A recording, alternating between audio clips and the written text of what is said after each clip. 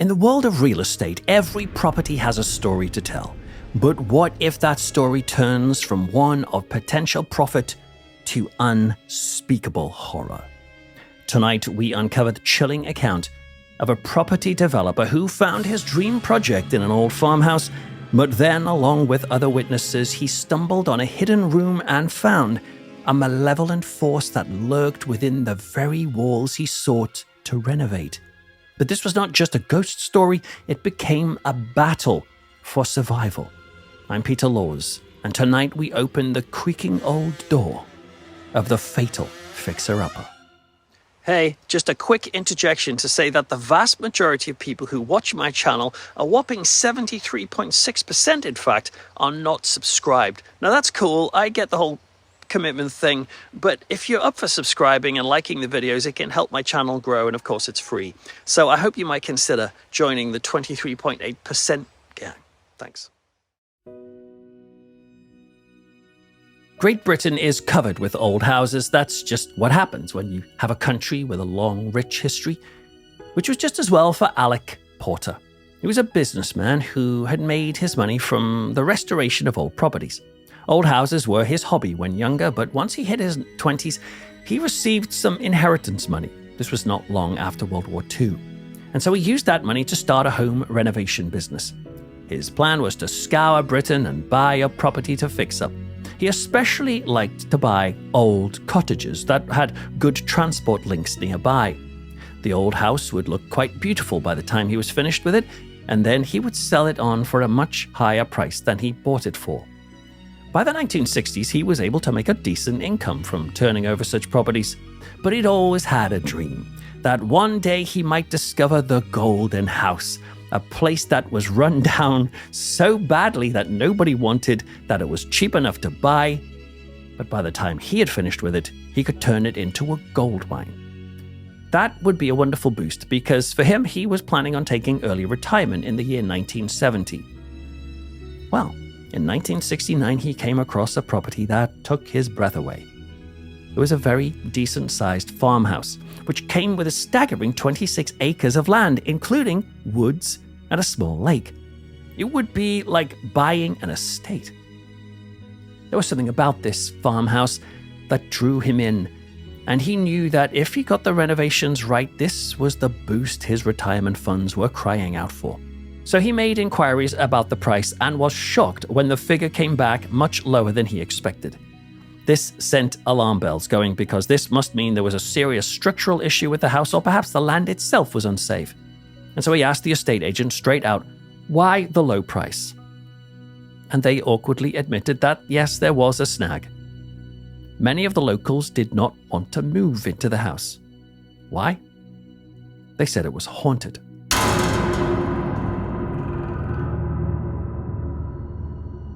Now, you have to appreciate that Alec had worked for years in buying and selling homes.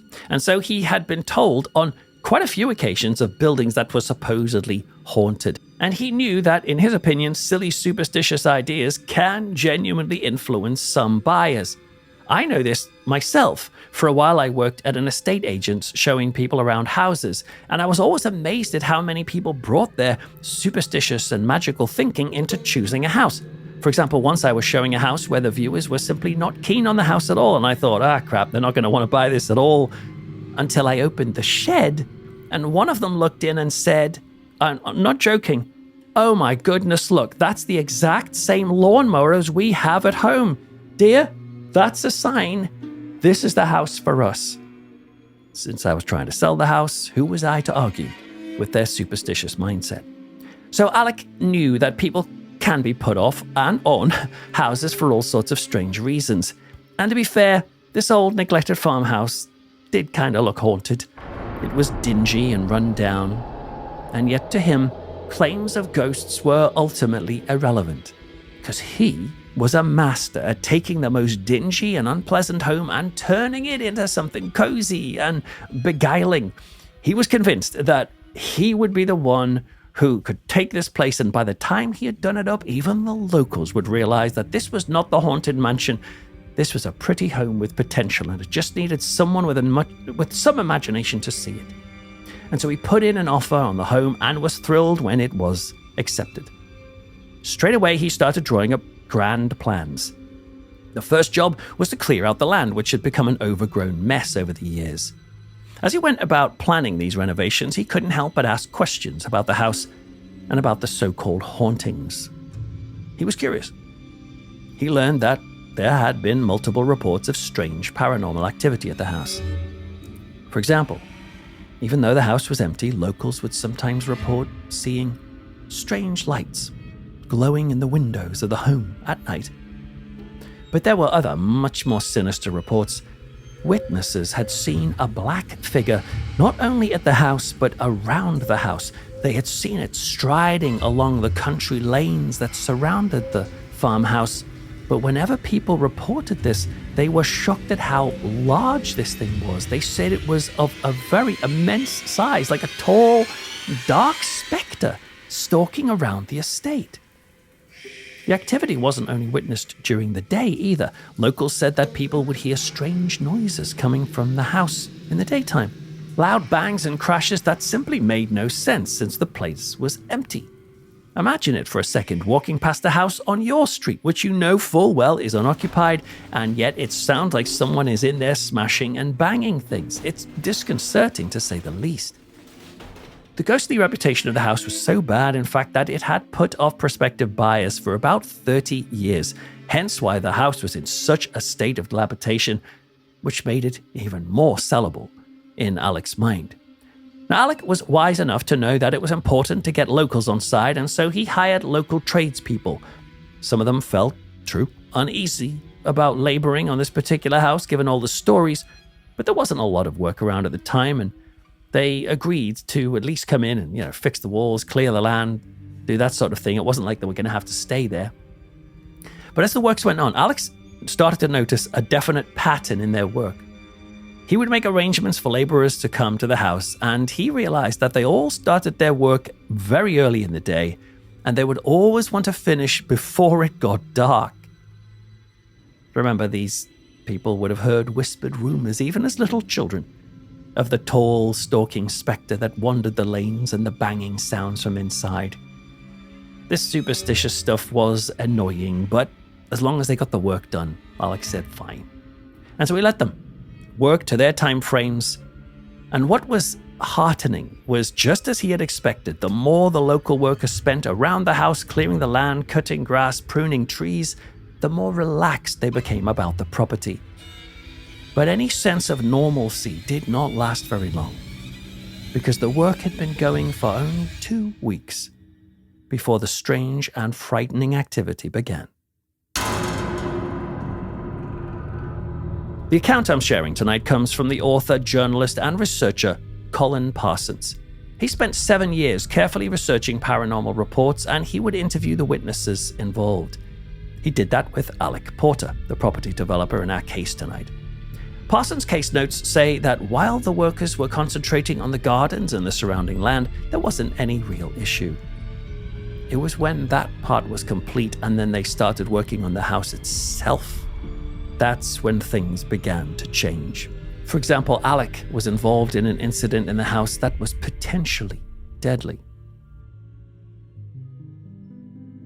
One day, as they started fixing up the interior, he noticed a heavy bowl made of concrete. It was for flowers or plants.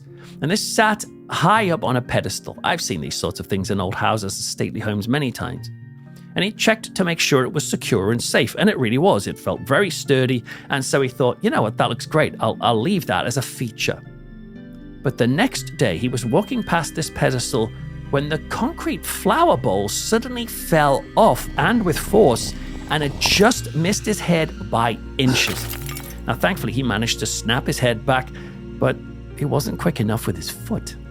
The flower bowl smashed at the end of his shoe, and actually it cracked the bone in 2 of his toes. He was shocked at this, not only because of the pain, of course, but because of yesterday. He was sure that it was secure the day before. He tested it, he felt it. Maybe, though, this house had hidden dangers that they needed to be aware of. So, to be on the safe side, he called off work on the house for a short period, while all the loose fixtures and fittings were double-checked and everything was made secure or removed completely if there was any doubt. And he must have gotten some medical attention for his 2 toes at some point. And during the lull in work, he went back to examine the flower bowl. And he just stared at it on the pedestal in confusion. You see, the base at the top of the pedestal was about a foot square, and the bowl that had been sitting on it was about 30 inches high. So just imagine it. The center of gravity on a setup like that is very low. Considering it was made of concrete as well, it meant that whatever had shifted that thing would have had to use a serious amount of force, because it's not like the pedestal itself was knocked over. And he just kept thinking over and over as he started to become worried that this couldn't have happened by accident. However, he wasn't ready to rush into some crazy paranormal explanation. He'd leave the superstitious nonsense to the locals. Instead, he wondered something really rather more worrying. What if there was a person deliberately trying to sabotage the renovation? Someone who didn't approve of him buying the house and was so against it that they would shove a concrete flower pot at his head. The more he thought about this, the more worrying it became, because if that pot had hit him, it was heavy enough to kill him. To help balance out his paranoia, he started to think, no, wait a minute, maybe I was just inattentive when I checked the bowl. That must be it. Maybe it was teetering on the edge after all, and I've somehow forgotten, though in his heart he knew it had been fine the day before. That's one of the unexpected problems of encountering the supernatural. Your poor brain has the serious challenge of trying to rationalize the irrational. Not long after the flower pot incident, he faced another serious accident. He was walking across one of the higher floors where some newspaper had been scattered on the floor. He stepped onto the newspaper, having no idea that the floorboard underneath it had been removed. His foot went through. Now, thankfully, he managed to right himself and no major damage was done. And the floorboard incident was, frankly, much easier to explain. A careless laborer must have left a paper there by accident, but coupled with the still perplexing flower pot incident, Alec did feel a sense of edginess about this renovation project.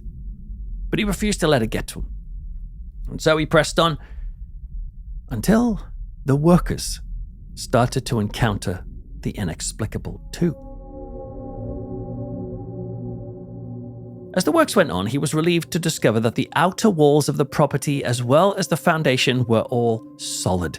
That was a huge relief. It meant that there was no fundamental building works that were required. What did need sorting, however, was repairing and replacing many of the interior walls, replacing the windows. He also wanted to redesign the placement of those interior walls so that the house would have a more modern feel.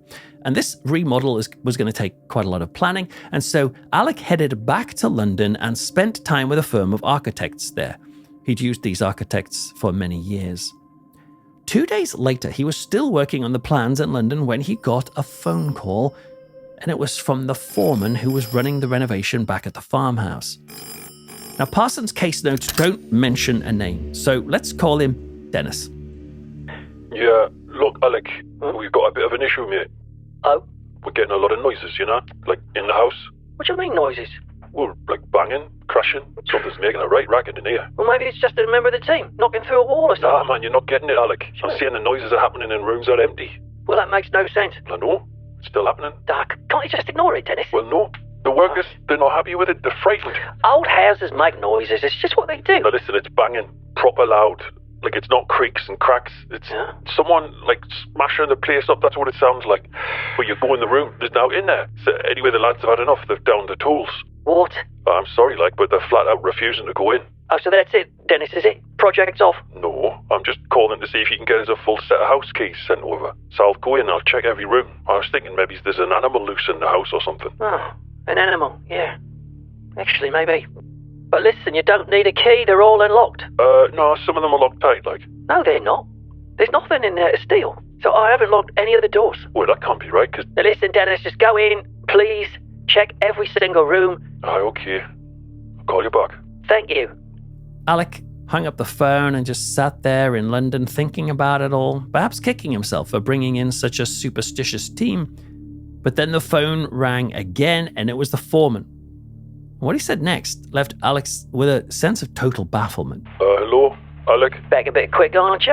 Aye, 'cause I can't get in. What the bloody hell's that noise? Oh, that's the banging. Start it up again, you can hear it. You're kidding. There's someone in there. I've tried the front door, the side door, the back door. All the doors are locked. Really? Aye, I even give one of the doors a good kick. Tried to knock it in, but it wouldn't budge an inch.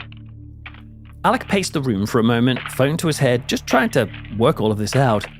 And then a thought occurred to him. Last night, what was the weather like? Well, it was raining pretty bad. To be honest, it was chucking it down. Well, that's it then. The rain has just got into the doors.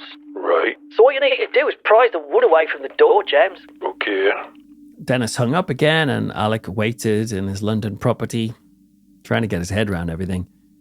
And then Dennis called back.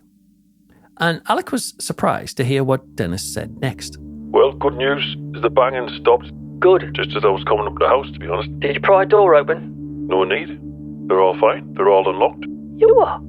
If the doors were locked, I swear they were, and then the banging stopped and now they're not. They're open. All of them. Alec was disturbed by this incident, but also frustrated that his workers had walked out over it. And he told Dennis that he'd be up the next day to sort it all out. Worst case scenario, he'd have to hire a new set of laborers from the next town, and if he had to, okay, he'd put on a bus or a coach or something. Drive them over each day. Alec hung up from Dennis and went to start packing for tomorrow when the phone rang again. Only this time it wasn't Dennis, it was the architects. The firm he had hired to rearrange the floor plan. The architects were confused with Alec's measurements. He'd measured up all of the rooms, the heights, the widths, but when they added the rooms together, it didn't match the official square footage of the property. Well, Mr. Porter, it's of course possible that you measured incorrectly. But I know you've been doing this for a while, so we do think there could be another possibility. And what's that? A hidden room. These old houses do have them from time to time. Looking at your plans, I'd say the discrepancy is in the center of the house. On the first floor, it's quite substantial, Mr. Porter. It's about 25 square feet. Wow. Well, I'm going up tomorrow, so I'll look into this. Thanks, mate. Yeah, it's a pleasure. Goodbye, and good luck. Alec pondered all of this that evening and into the next morning as he left London to visit the house, and he started to realize that maybe this explained everything. What if the farmhouse really did have a room that had been hidden or blocked off at some point? Maybe rats or some other animal had gotten in there and nested. Maybe it was an old wine store and these animals were knocking down glass bottles. That could explain the banging and crashing in what appeared to be an empty house to everyone, and yet there was a hidden room that no one knew was there. He got to the site early, and Dennis the foreman was there to greet him. Alec must have called Dennis earlier to explain his theory about the hidden room because Dennis was there with an old soldier friend, and both of them were there to assist in trying to find this hidden space. Alec told the soldier guy, to grab a pickaxe, and they followed him up the stairs, and they went to the first floor, and Alec told the soldier to knock a hole in a particular wall that correlated with what the architects had said. And the soldier started swinging and smashing the axe against the stone, and it took some doing, but eventually he was able to knock a hole big enough at least to look through. Alec had a torch and he shone it through the hole, his eyes following the beam, and sure enough, he saw the torch beam landing on a far wall against something, like a kind of narrow strip of wooden and metal slats, the sort of stuff you would use as a base for plaster. That was the back end of another wall, and so yes, there really was a hidden room just like the architects said. This was surprising enough, but it was what happened next that was absolutely horrifying. Alec shone the beam through the hole and peered inside, fascinated at this new discovery. The hole wasn't huge, but it was big enough for him to move the torch in a little and move it around the room so he could glance at this secret space. And when he cast the beam to the right-hand side of the room, his body jerked into a spasm of fright because the beam of light fell across a black figure, very tall and crouching in the room. And Porter later told Parsons that there was something very wrong about this figure. There were two reasons why he said this. Firstly, when the beam of torchlight hit the black shape, there was no reflection or refraction of the beam. You know, like if you were to shine a torch on a black curtain or onto someone wearing a black robe, perhaps you would see a circle of light appear on them, wouldn't you? But the torch just seemed to act like there was nothing, but there was something absolutely there. And Alec didn't just know this because of what he could see plainly. It was what he could hear. You see, as soon as the beam of light fell onto the tall black shape, it seemed to react with the most horrendous sound. Porter described it as sounding like, and I quote, a shrill chattering noise like that of a monkey house, only much louder.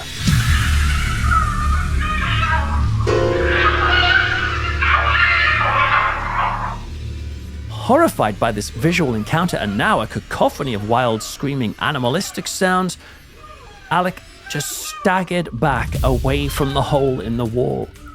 But rather than the sound diminish the further away he got, the louder it became.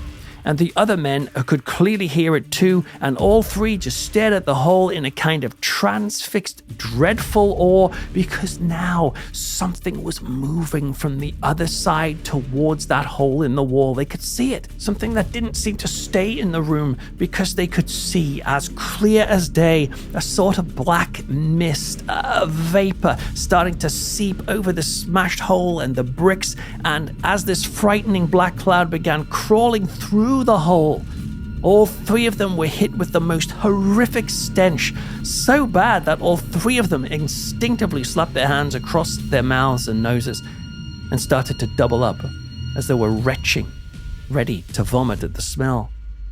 Yet despite their sudden sense of sickness, they were still able to look back up and stare at the black smoke that was now starting to form on their side of the wall.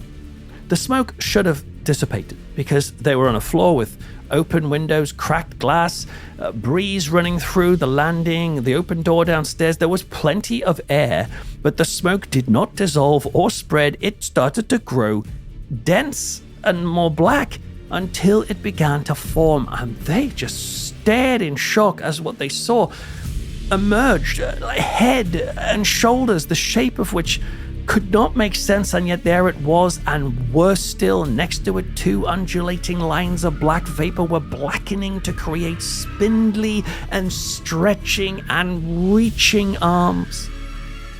That's when it hit them. The sheer horror of the moment, and there was no denying it. All three of them just dissolved in panic. They scrambled backwards, twisting around and racing for the stairs. And as they ran, Porter told Parsons that he could feel a genuine sense, a palpable sense of this word, evil. This is fascinating because I have heard this phrase said multiple times when people encounter these so-called shadowy dark entities. I'm one of the experts on the BBC sound show Uncanny, and I was on the very first episode of that series, a case which became really popular because of a fascinating encounter where a geneticist called Ken, and I've met Ken, doesn't believe in ghosts or phantoms at all, and yet he and his roommate at university both encountered a figure of pure darkness, which he described as pure distilled evil. And that is exactly the same as what Alex Porter told Colin Parsons. As they saw this distressing apparition formulate in front of them, they felt they were not just seeing a ghost, but they were in the presence of malevolence. In shock, the three men raced towards the stairs, and they were in such a state of panic that the foreman, Dennis, lost his balance and he just tumbled over in the rush. He broke his arm in the fall. But despite the pain of it, there was no way he was going to stick around, and so with a shattered, dangling arm, Dennis managed to push himself up in agony, and he just kept running with the rest of them, racing down the stairs as the horrendous screams went on. Once on the ground floor, they barreled towards the door and almost knocked it off its hinges, rushing into the bright light of the outside. Panting and shaken, they all turned back to the house, dreading the sight of that black spindly thing coming out of the door, striding and searching and reaching for them. But nothing came. In fact, the farmhouse looked as normal and as innocent as any other old house in the British countryside. They clambered inside the car and Alec raced away from the farmhouse, and he took Dennis to get medical help. And then later that day, once Dennis was sorted, Alec drove back to London, and he was just unable to get this out of his head. What had he seen today? He was totally shook by the whole experience, and he needed to speak to someone, a trusted friend. And so he contacted a man whose opinion he valued, and Alec just told him straight the whole story. How his friend responded, however, was unexpected. Join me next time when a horrific and violent encounter shows Alec just how deadly this presence can be. And what secrets will Colin Parsons discover about the land on which this farmhouse stood? That is next time when we conclude this story. And if you can't wait until then why not dive into a chilling episode of a violent haunting that's Ghost Attack. But until next time, keep an eye on the shadows. They might just have their eye on you. Good night.